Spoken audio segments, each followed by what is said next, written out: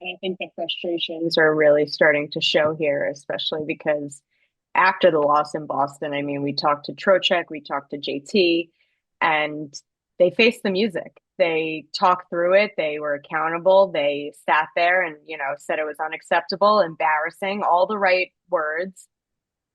And then we didn't really get much of that out of JT after the Seattle loss, which was a little disappointing because, it's the middle of January.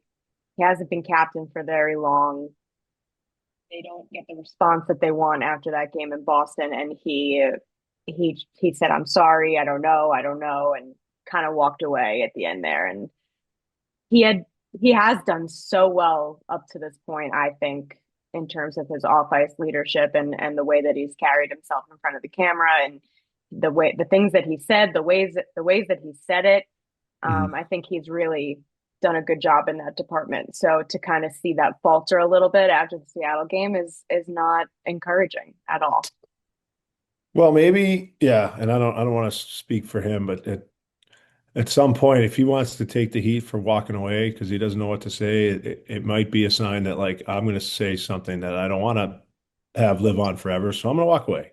Which And is unbelievable for him, yeah, and no 100%. and no one's going to question how much he cares. I mean, I was at the Winter Classic practice. He's in a red jersey, and one of the drills he just like tries to blow up Radish at one point. I'm like, you have an upper body injury in a red jersey. Like he just has one way of doing things. So um, that part, like, and you know me, I don't really get on him as any real players when they're just kind of like, I can't right now. Especially guys that do it every day. I understand it's like now I'm on this side of it, and we need those sound bites, and it's like you're in there, you're doing your job, and he is the captain. So, but I just that's kind of how I looked at that, and I also but 100%.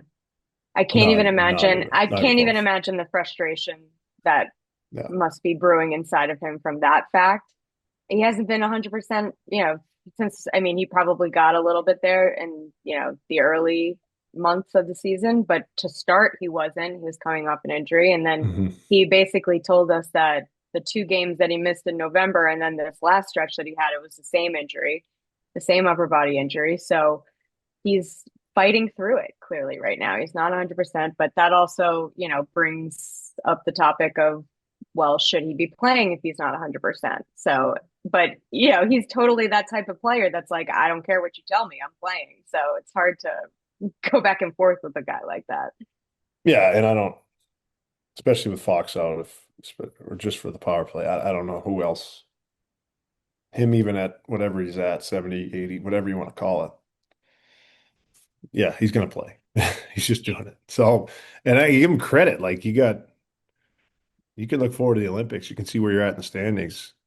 He's not gonna pull himself out even for those things. He's playing. He's playing through it, which is a positive and a good leadership. You know, it shows his leadership.